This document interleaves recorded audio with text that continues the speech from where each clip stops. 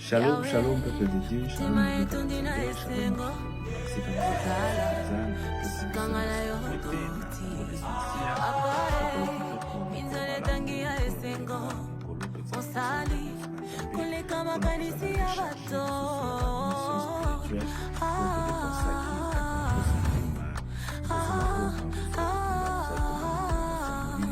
tu m'as comblé de joie qui déborde. Tu as ôté ma honte, tu m'as revêtu de ma plus belle robe. Longi langa yo kengisi, senga langa yo sungisi, nyoso loba yo kengisi. Abula mele kebele, yawo sangisi nga maloba. Abula mele kebele, yawo sangisi nga maloba. Kota penza na mozindo ya mayamba ya biso kopola mesano na teme na biso kitoko penza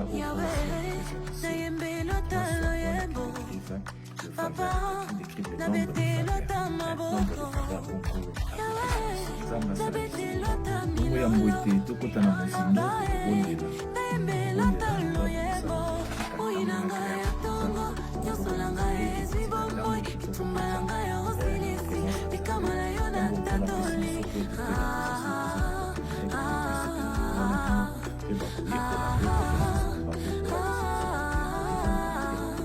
tu m'as comblé de grâce qui déborde. Au longo lisoni, tu m'as revêtu de ma plus belle robe. Longi langa yo kengisi, senga langa yo sungisi, nyoso loba yo kukisi. Your miracle I see, your goodness I see, you're so good. Abola mele kebele, yawo sangisi nga maloba. Abola mele kebele, yawo sangisi nga maloba.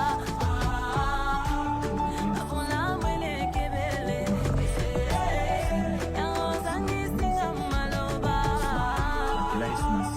Abola mele kebele.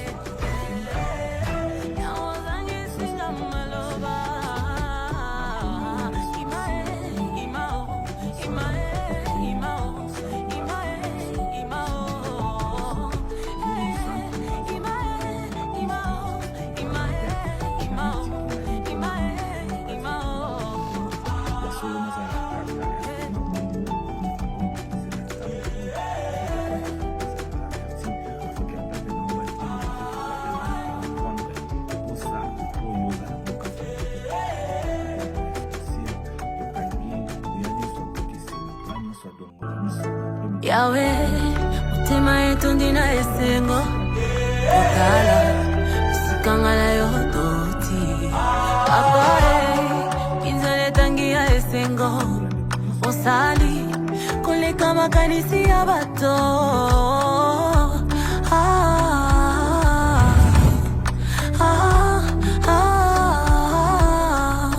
Tu m'as comblé de joie qui déborde.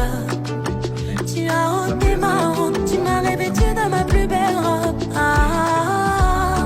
Longi langa yo kengisi, senga langa yo sungisi, nyoso loba yo kukisi.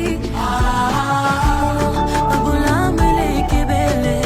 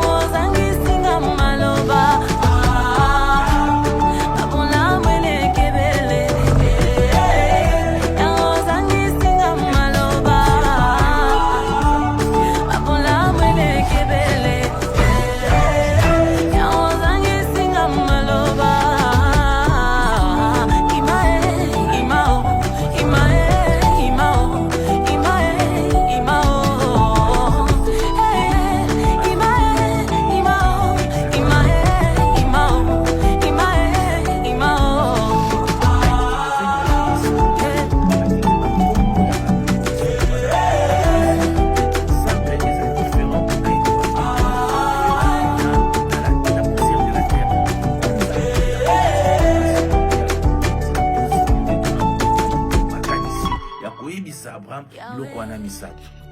Totangi mokanda na Genèse 22, 17, mais pour toute illustration, malamu tobana on a na Genèse 22, 15, tout ce qui est 17. Je lis au nom de Jésus. L'ange de l'Éternel appela une seconde fois Abraham des cieux et dit, je te le jure par moi-même, parle l'Éternel, parce que tu as fait cela et que tu n'as pas refusé ton fils, tu n'as pas refusé ton fils unique. Donc obéissance déjà. Donc Zamba Zosalango parce que Abraham Ayoka qui mon moment Nzambe, tant Nzambe c'était apesa Isaac et Abraham a refusé Abraham azalaki fidèle, Abraham akendaki na kondima Ayoka ki Nzambe pe atosaki maloba Nzambe, Nzambe azalaki asalaki na 17 malobi lokola otosingai. Lokola oyoki maloba nanga opesi confiance epa nanga otie liki epa nangai tala ngai Nzambe, je te bénirai et je multiplierai ta postérité comme les étoiles du ciel. Je multiplierai ta postérité comme les étoiles du ciel et comme le sable qui est sur le bord de la mer, comme le sable qui est sur le bord de la mer. Amen. Qui est sur le bord de la mer. Et ta postérité possédera la porte de ses ennemis. Et ta postérité possédera la porte de ses ennemis. C'est très capital. La phrase on se trouve maloba na Nzambe, Nzambe tanga lobaka. A exisera ba mo oyo soki okoti na kuluka mpela na mozindo. Pour comprendre pourquoi l'Éternel a dit ça. Et l'Éternel, souvent, il parle toujours des choses oyo. Et vous allez bosser, donc parce qu'il voit déjà devant. Avec déjà que bon, ceux qui n'ont pas l'eau, on a déjà génération, et Kendebo, et Kendebo, et Kendebo, et Kosuka. Nzambe asala biso mola, Nzambe apambola biso, Nzambe asala biso mola. Je bénirai et je multiplierai ta postérité comme les étoiles du ciel et comme les sables qui est sur les bords de la mer. C'est comme les sables de la mer, comme les sables qui est sur le bord de la mer. Amen. Comme les sables qui est sur les bords de la mer. Les sables de la mer. Zamba bamba biso, Zambe asala biso. Tolima to konta na ko décortiquer. Tu me kapoui parce que pourquoi Nzambe aponi kaka sable de la mer? Aponi sable de la mer. La troisième symbole la biso, sable de la mer. Nzambe intéressement ni oya mona ki na sable de la mer. Pona Nzambe sable de la mer ezo signifie nini, ezo laksa nini. Et pourquoi Nzambe a utilisé un pote à décrire postérité au ezalaki ya Abraham? Quelles sont les qualités au sable de la mer et qu'on peut porter côté et comment le modèle ya postérité au Nzambe asili kolaka biso, Nzambe asala biso. Bien aimé, ici dans ce troisième symbole, l'Éternel décrit sa faveur par un modèle et qualité pour la postérité qu'il nous a promis. Dieu précise quel genre de sable, amen, quel genre de sable dans ces passages, en disant, cela nous pouvons constater qu'il existe plusieurs sortes de sable. Il existe plusieurs sortes de sable. Oui, Nzamba ponise pourquoi ka sable de tout kolobarana et sable en ya qualité ni pia lolenge nini. Nous devons comprendre que dans la vie, la nature, la biso, la nature, la biloko Nzamba qui est là, il existe plusieurs sortes de sable. Ba sable ça est belé, ba modèle nyons, si tout côté ba industrie, ba construction, ba industrie mine au kuta penza. Bato penza ba ebi mosala ngo malamu penza na tout ba benga bango banani et ba kopesa yo ba différentes sortes ya ba sable. Mais on a essayé de recueillir quelques exemples ya ba sorte ba sable pour toute illustration. Il y a qualité ya bénédiction au kolo a zo pesa biso. Et na kat na ba sable wana on a plusieurs sortes de sable, OK, les sables les sables se caractérisent par sa capacité par sa capacité à s'écouler et il est meilleur lorsqu'il est pur, sans impurité, qui veut avoir un impact. Donc, qualité d'abord nanu ya sable en général nanu so bazo parler sur sable ezaka caractérisé na ba capacité oyo eza na facilité à s'écouler. Il est meilleur lorsqu'il est pur. Sable est meilleur tant que pur. Amen. Donc sable, surtout sable qui est agarré au bord de la mer, c'est-à-dire tant que vous na kati na mai déjà et sangali na biloko et yungulami. Alléluia, voilà les termes. Et yungulami na mai kuna et likola oya ko yungula wana ya monde school ya karobima na mupanzi ya mai o kola zo bisabiso. Donc les sables où ils sont au bord de la mer. Donc c'est-à-dire sable où ils sont au bord de la mer, ils ont sable oyo et yungulami, sable oyo et sukwami, sable oyo et komi kitoko, sable oyo et komi bien, et sable oyo yamwana et longo komi mise à part. Donc le Seigneur lorsqu'il parle de la postérité d'Abraham et koza lokola multiplier lokola sable de la mer, c'est ça par la peuple moko descendance d'Abraham au bakoza la mise à part. Amen. Peuple au bakoza la mise à part pour Dieu. Donc tous des générations, tous descendance d'Abraham, mais nous ne sommes pas ordinaires. Voilà ce que je voudrais dire. Nous ne sommes pas ordinaires, nous sommes extraordinaires parce que le Seigneur nous a tamisé déjà dès les origines de toutes les choses. Amen. Disait que sable où ils ont tamisé déjà, sable où est yungulami, sable où est commis sans impur. Donc ils ont une impureté et commis pur et purité on a et coupé ça impact mon kosongolo pakala. Alléluia. Le bien tana mokili la bisoba na Congo kuna tozaka so tolia masangu tozoka masangu utina machine de mwana te. Dans masangu wana batamisé yango bakomise yango pur pour te esala bien na ba organisme na biso na ba organe na biso nzoto pour que estomac eza na facilité ya konika ya kobalusa. Donc voilà et tamisé yango penza et commission na niveau ya impureté et commission na niveau ya pureté et pureté wana yango ekoposer impact. Alors impact nango na mosala o esengeli yango esala. C'est comme biso peuple de Dieu tango toza tamisé tango to leki na kiyungulu et to komi différent toza susu ndenge moko te na ba partie o etikala ki kokita na sekunda. Donc o etikala ki kokita na se yango o etikala ki na kiyungulu yango benga kanzenge. Donc toza lisuba nzenge te to komi valoriser o nzambe a valoriser biso na postérité na biso puis valeur wana ils ont valeur oyo eza ya lelo te eza valeur oyo ko demeraka ekokita petit ekotikalaka libela bien aimé na moi lomba mpenza toyeba kotanga nanu toyeba kotala ba différentes sortes ya ba sable to ba différents types au sable ekoikoza nango tozana tozaki sable naturel. Tu as mis la définition moko to koma tilobi amen akena ka likoli ko tozo kaka illustration ya koyeba ba sorte ba sable to koyikoza nango eza pe belé plus que on a kopi ko requérir mais oh nzamba sali biso ngolu ya monde na nango pour te permettre de débat pour comprendre. Tu vas dire sable naturel, sable de rivière, sable de carrière, sable vierge, sable vierge ou bien sable arène. Moi, tout côté maintenant, peut-être si on a massage son ngolu prochainement, donc on va pour décrire soit bloc en large. Sable de mer, autozone de l'eau, et sable artificiel. Amen. Sable artificiel. Donc sable, c'est-à-dire ils ont une habilité, mais basali ba commission mo sable de ba ko ta ba nzete lo mo mo banga mo boye ba tuti ba zui lo mo ba sangisi na mai ba yunguli yango et comme sable artificiel. Amen. Alors sable de la mer oh ça penza mama ya likamona biso na après-midi na lelo sable de la mer otolunga totala pourquoi nzambe aponi biso ndingwana elaka oya pesaki Abraham elaka ya motuya elaka malamu elaka kitoko. La fois passée on a vu les étoiles du ciel, bien les étoiles ngengaka tango nzambe ako comme sa postérité dans le kola étoile du ciel, c'est-à-dire okongenga okobriller kasi yo kota kana lignée ya foi. Amen.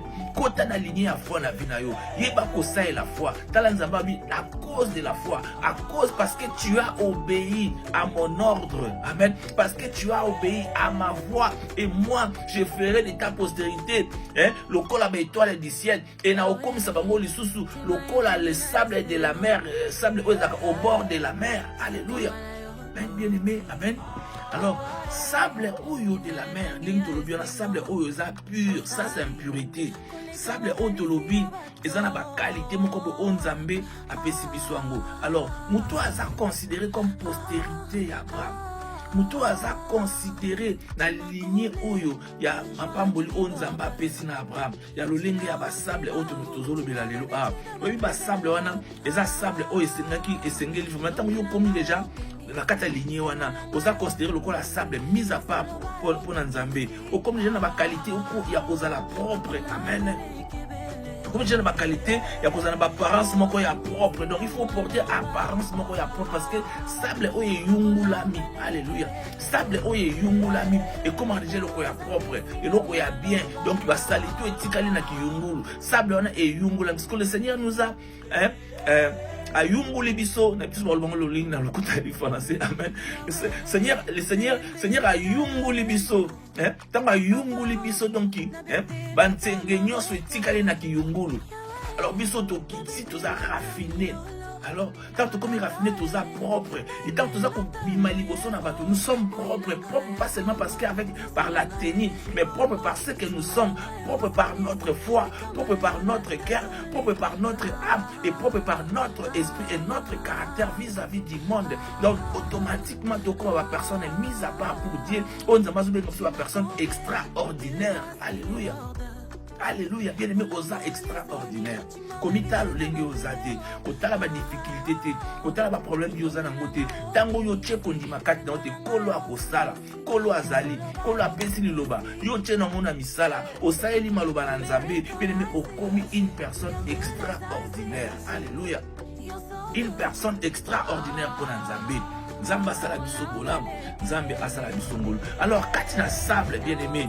Katina sable wana tant comme déjà propre et puis qu'on a la mélanger dans la substance mususuté. Alléluia, ça c'est un point très important. Et puis qu'on a la mélanger dans la substance mususuté parce que ce qui est comme mélanger dans la substance mususu et l'ongo na niveau ya pureté nango. Amen. Et l'ongo na niveau ya pureté nango et l'ongo na niveau ya kozala sable oyo qualité oyo ya sable oyo kolo apesi kati na postérité ya Abraham kati na pureté oyo kolo atie kati na postérité oyo biso tozali. Alléluia. Oyo biso bana Nzambe tozali. Alléluia, alléluia, alléluia. Alors sable pour la qualité ya sable wana tout le monde tozana texture texture ya sable donc façon ya sable yango ekozala ntango yoza mwana Nzambe kitikati na postérité wana texture spirituelle na yo eza nini. Alléluia, alléluia, alléluia Seigneur. Texture spirituelle na yo eza nini ntango yo engami oza sable texture spirituelle na yo eza nini. Amen. Consistance na yo ezali nini. Obi sable pesa consistance. So ki bato basala kana ba industrie ba bi consistance ya sable. Alléluia to koma na wana. Consistance na yo ezali nini. Alléluia, alléluia, alléluia. Structure na yo ezali nini. Alléluia. Alléluia. Et puis c'est quoi ta couleur? Amen. Nzambe asala biso bolamu. Nzambe apambola biso bien aimé tango sana biso soki maloba oyo zoyoka ezokota na motema na yo da bondeli molimo mosantu molimo na Nzambe tango ngana zoloba alongola présence na ngai alongola bomoto na ngai kasi bo Nzambe kota kati oyo maloba oyo mongo ekoma voix ya Nzambe tango zoyoka mona matoi na yo ke ezala kaka maloba facile kasi ezala une voix qui retentisse dans ton esprit dans ton cœur et dans ton âme afin que âme na yo ekota na dimension afin que esprit na yo ekota na dimension ya ko comprendre maloba oyo pe ya ko tiango kati na misala pe ya kozwa considération ya qualité ya sable oyo Nzambe azopesa biso. Alléluia, alléluia, alléluia, alléluia, alléluia. Nzambe aza malamu, Nzambe aza bolingo. J'aime parler de la part de Dieu, j'aime prêcher la parole de Dieu et j'aime servir l'Éternel de tout mon être. Alléluia, alléluia, alléluia. Bien aimé, le sable ne peut être compté juste à cause de la multitude. Et ceci décrive la quantité de faveurs que Dieu nous a fait et pour notre postérité. Qui peut compter le sable, bien-aimé? Qui peut compter le sable? Donc, ça quand on toloba awa, tozu masangu, fufu ya masangu, to benga masangu.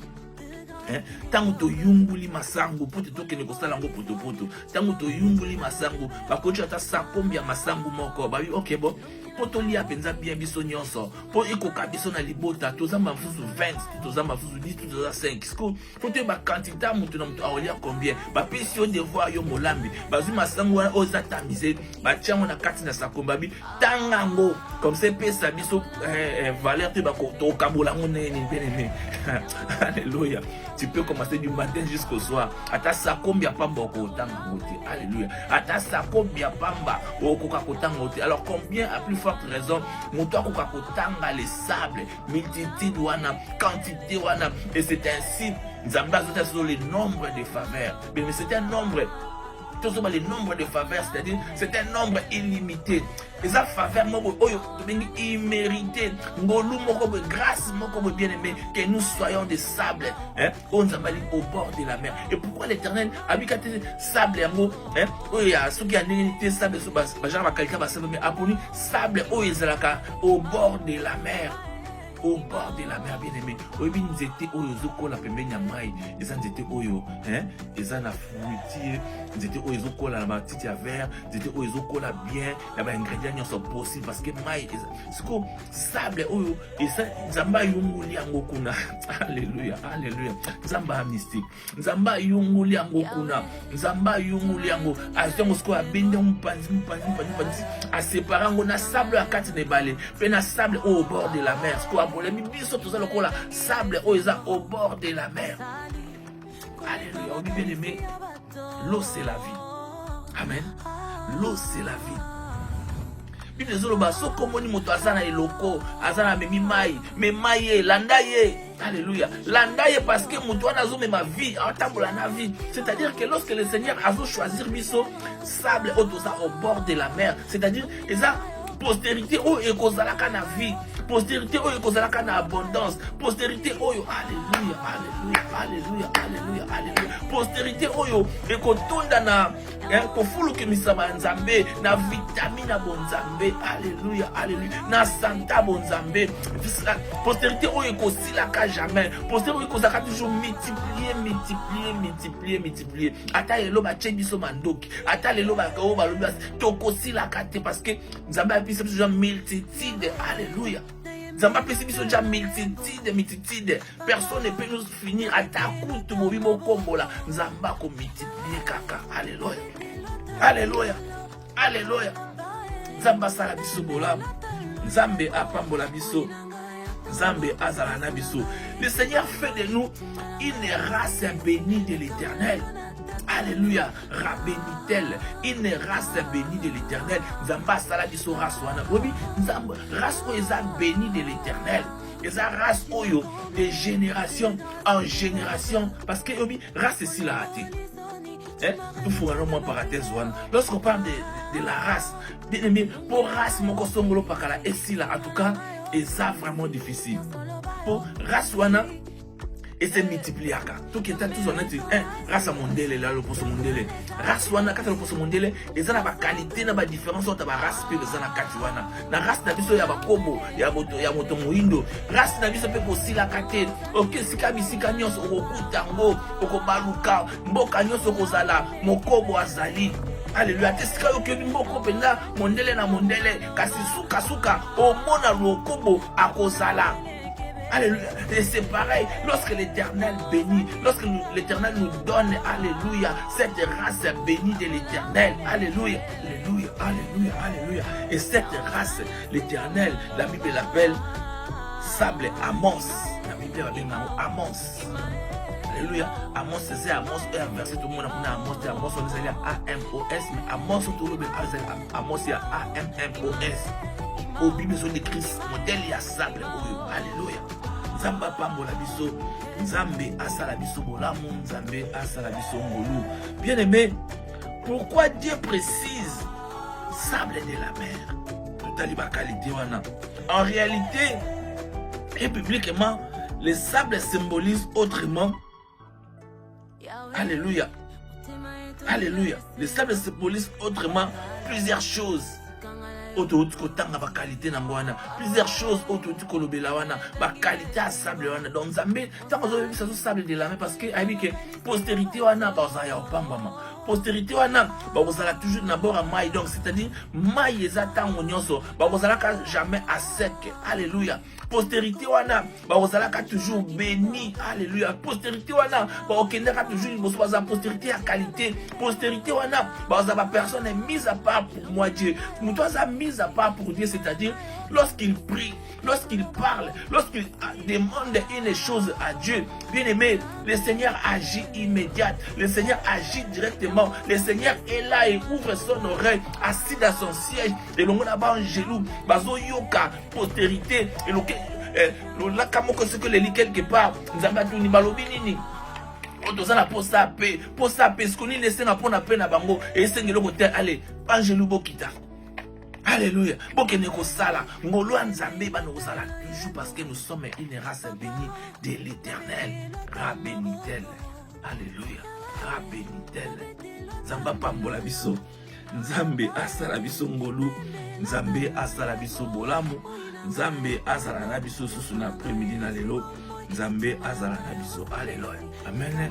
Nzambe azala na biso to manière koloba a sable de la mer. Bien mais to moni ba qualité. To moni pourquoi Nzambe azulinga Nzambe azo qualifier biso lokola ba sable de la mer. Donc sable otoza au bord de la mer na kati ya mer penza te mais sable o Nzambe bi au bord de la mer. Alléluia. Au bord de la mer lorsqu'on a parlé tout le monde qui l'eau c'est la vie. Lorsqu'on parle de la mer, on voit les eaux. Alléluia. Et lorsqu'on voit les eaux, les eaux qui est le symbole de la vie et de productivité. Alléluia. C'était au Isaac aux amailles, c'était au Isaac arrosé, c'était au Evandi, bébé na maï barassi, na Evandi bébé na maï, ça c'était on a au Ebotaka, donc productivité de Jésus. Donc ça va rassonner, ça va passer sur productivité quand on niveau à maternité, c'est productivité, même à niveau intelligence, même à niveau à capacité, à potentiel, hein, tout ça va race mon corps béni. Hein. Lorsqu'on parle du mot béni, c'est-à-dire bénédiction, donc la carte de la bénédiction, il regroupe plusieurs choses dans la carte. Alors ça, tu vas nous décortiquer moko donc comment musique alors na carte nango biso postérité wana les mots bénis et faire partage na biso pour na ba entité ni surtout onkolo asengela qui a pesi biso tant que postérité il y a Abraham au depuis surtout dans la nango. Alléluia. Alors sable de la mer ezaka composé de quoi? Sable de la mer et uta wa po e comme atobaki muyungulu mais muyungulu et yungula nini. Alléluia. Et bandaka wapi pour tout comme tamiser, pour tout comme mise à part pour Nzambe. Sable de la mer, roche qui s'est fragilisée et se casse en cailloux par la frappe de la vague de importée et liée, roulée en morceaux au bord de la mer.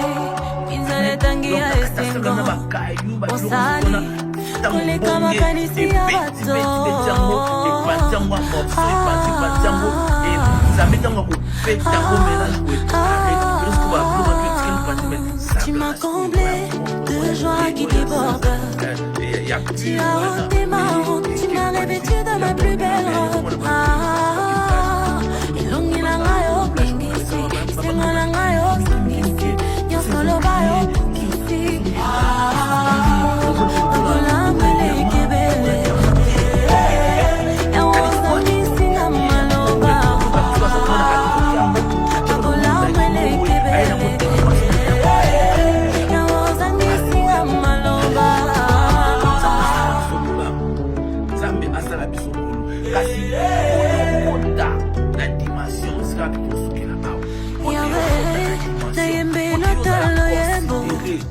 Papa, na bete lota maboko,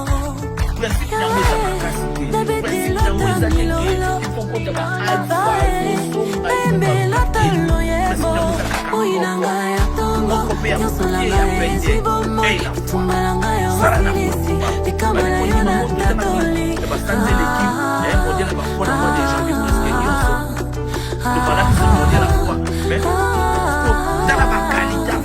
Tu m'as comblé de grâce qui déborde.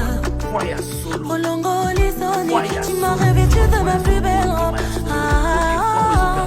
Elongilanga yo tingisi, sengolanga yo tingisi, yosoloba yo tingisi. The miracle I see, your goodness I see.